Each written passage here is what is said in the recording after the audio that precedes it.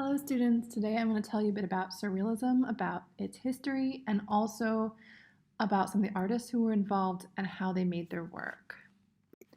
What is Surrealism? Surrealism was a 20th century avant-garde movement. What does avant-garde mean? It means that it wasn't within the mainstream. It was in art and literature, so actually it was founded by a poet. And it was really all about releasing the creative potential of the unconscious mind. So it was a rejection of society and rationalism, which they sort of blamed for World War One. This movement happened between World War One and World War Two, mostly in Europe.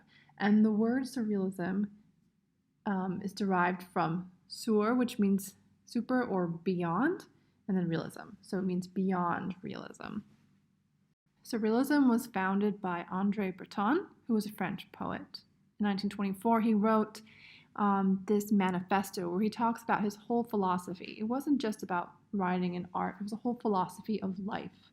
And they really believed that if people could tap into the subconscious mind, they could avoid things like world wars. So it was both a movement and a philosophy, and it was inspired by Sigmund Freud and psychology.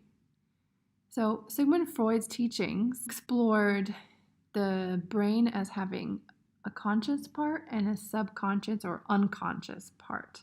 So you see in this picture, it's like the tip of the iceberg. All you really know about is your conscious mind. That's the things that you can see, touch, think about, and you're very aware of what you're thinking and seeing and doing. But the rest of it is the unconscious mind. And this is like desires you don't even know you had, fears, trauma, and they also believed that mythology came from this place. Because if you look at different cultures from around the world, a lot of times their myths all kind of relate to each other.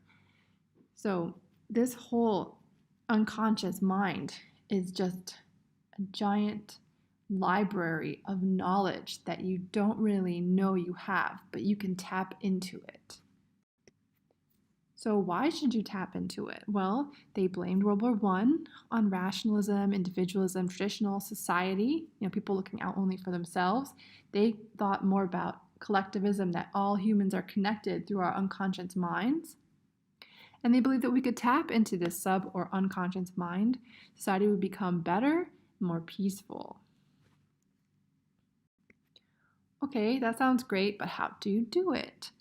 Well, they really thought a lot about dreams. Sigmund Freud was always talking about dreams and what are the hidden meanings in dreams and how they express your inner desires and fears. They also worked with automatism and games. So I'm going to go over all these three as this lecture continues, but just quickly, automatism is like the word automatic. Like when you turn your brain off and you just do something automatically. That's what that word means. And games, they believe that if you're playing, then it kind of also turns off your brain in a way that you're able to tap into your unconscious mind. Let's talk about dreams first. So they believe that dreams have meanings and symbolism, and they like to paint these dreamlike scenes. So here's some paintings by the artist Yves Tanguy, and you can see that they don't look like anything that could exist in this world. They're more like a dreamlike place. Okay, automatism. So it means turning off your brain and doing something automatically. So they would do automatic writing, which is just where you sit there and you just write anything that comes to mind. You don't even think about it, you don't question it, you don't censor it, you don't doubt yourself. You just let whatever comes out, comes out. So the same thing can be said with automatic drawing. You take a piece of paper, pencil, pen, whatever, and you just start drawing. You don't even think about it at all. You're just letting whatever comes out, comes out. And then when you're done, you can look at it later and then you can turn it into something.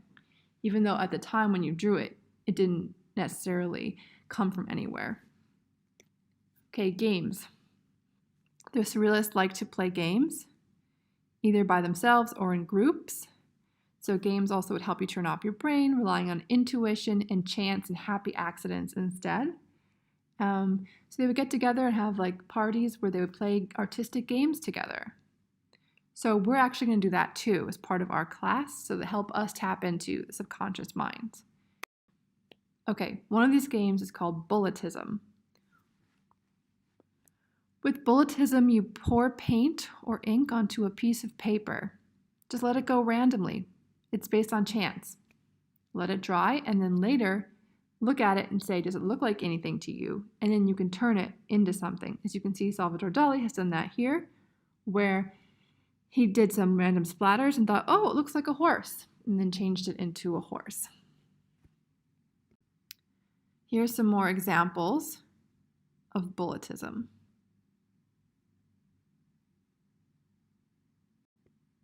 Another game is called Decalcomania. Here's one by George Hunet. So it's similar to Bulletism. Instead of pouring the ink, you put the ink or the paint onto a piece of paper. You take another piece of paper, a piece of glass, or some kind of surface, and you smush them together, and you rub it around and smush it. And then you peel it off, and you see what you have behind. And it's going to have kind of like a texture and also a shape that you can't control. So again, it's about the element of chance. Marcel Jean, here is a picture of, like a sea scene. So he did the part in the mountains where it has that texture, and then he looked at it and thought, what does it look like to me? Oh, it looks kind of like a mountain, and then he added the rest around it. Similar thing happened here with Max Ernst. As you can see, he first started off with this texture, and then he realized it looks kind of like a landscape and turned it into a landscape. Here is a zoomed in image where you can really see the texture. Again, that's nothing you could ever paint if you tried to, right? It has to come out of chance. It has to come out of the subconscious. Another technique was called frottage. This is like rubbings. So you put something underneath your paper and then you rub on it. You see the dragonfly one, the wings are actually made with leaves. So you can find things in your house, and the thing in the bottom is like netting or something. You can find things with cool textures. They really have to be flat though. I've done a lot of tests of this and I found it has to be flat, and then you can do a rubbing from it, and then you can make a whole picture out of that. Exquisite Corpse is a group game. This is very similar to the game we played on our first day of class, where you had to pass around the piece of paper where you wrote the story and you drew a picture. This is similar, except for you only have 3 people in the game, so just 3. And one person draws the head, then they fold the paper, pass it to the next person. Then they draw the body, then they fold it over and pass it to the next person. And then the last person draws the legs. And then you open up the piece of paper and you see what kind of crazy creature or monster or person or animal you created. Here's some more examples. As you can see, they're very goofy and fun, and there's no way you could have ever thought of them just like on your own. It comes through chance and this kind of collective drawing. Again, it's not about the individual, it's about everyone coming together and making a collaborative work. Here are some more. Some funky creatures. All right, collage. They also liked to collage things together that made no sense. Right? Just put something in that doesn't belong there, or put in some things that are totally not the right size compared to each other. These are all the games that they would play and that we're also going to do.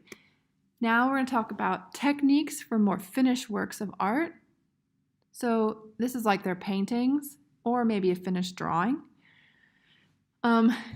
You'll see these same techniques being used over and over again in Surrealist art. So first of all, levitation. That's when things float. Dislocation.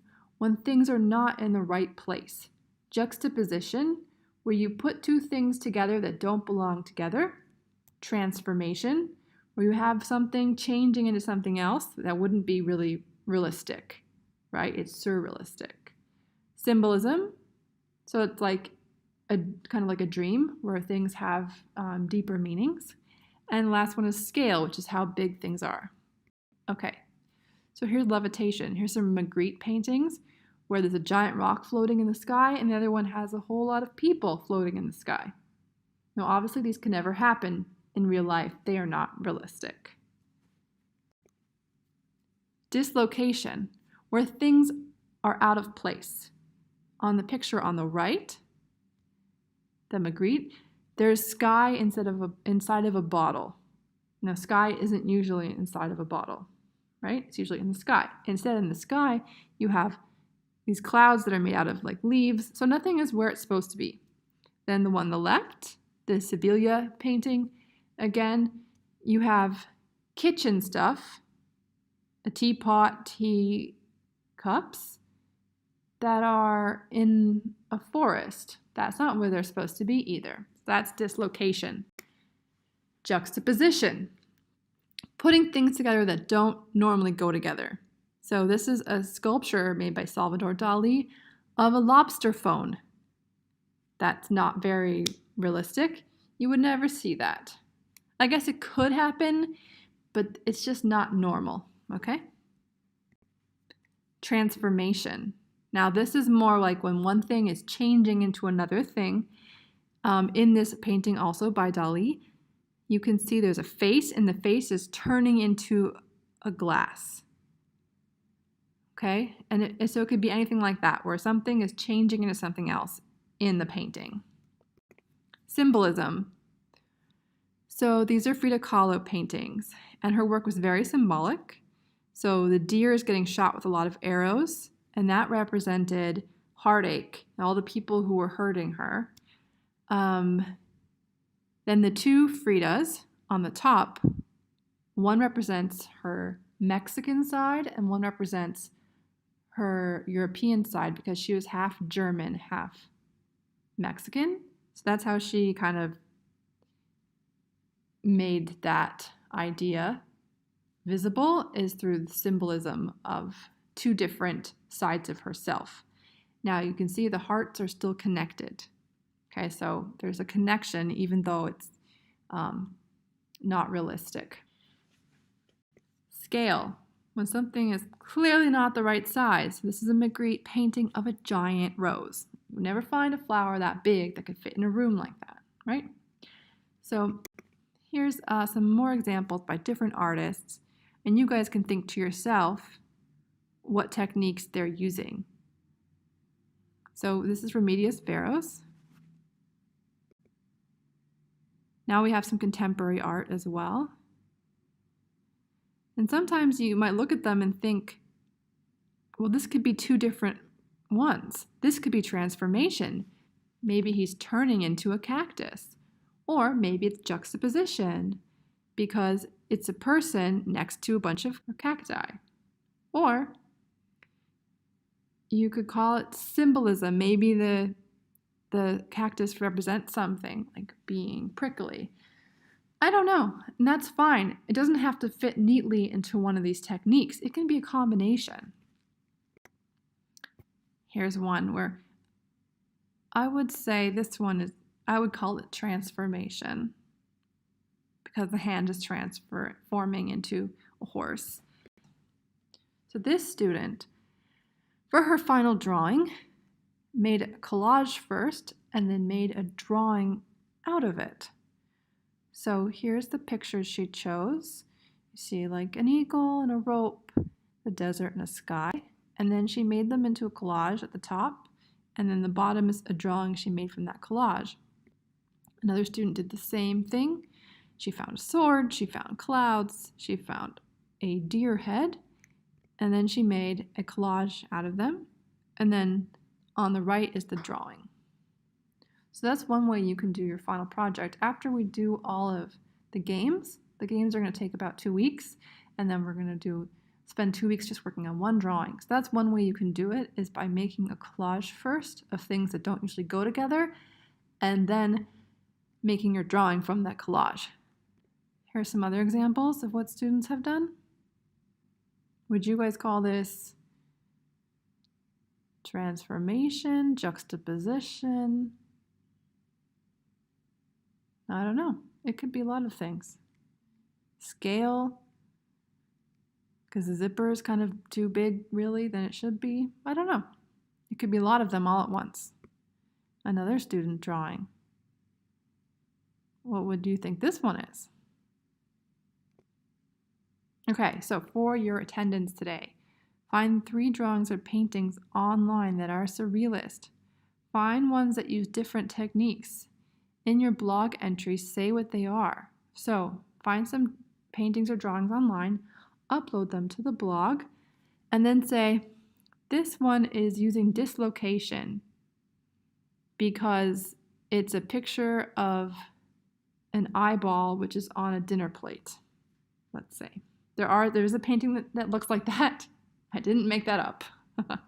So you need 3 of them. So find 3 different ones that are different techniques, and then in your blog entry, just say what the techniques are, upload the 3 paintings. And then you can go ahead and look at everybody's to get inspired by all of the great and amazing surrealist artwork that is out there. All right, thanks everybody for listening.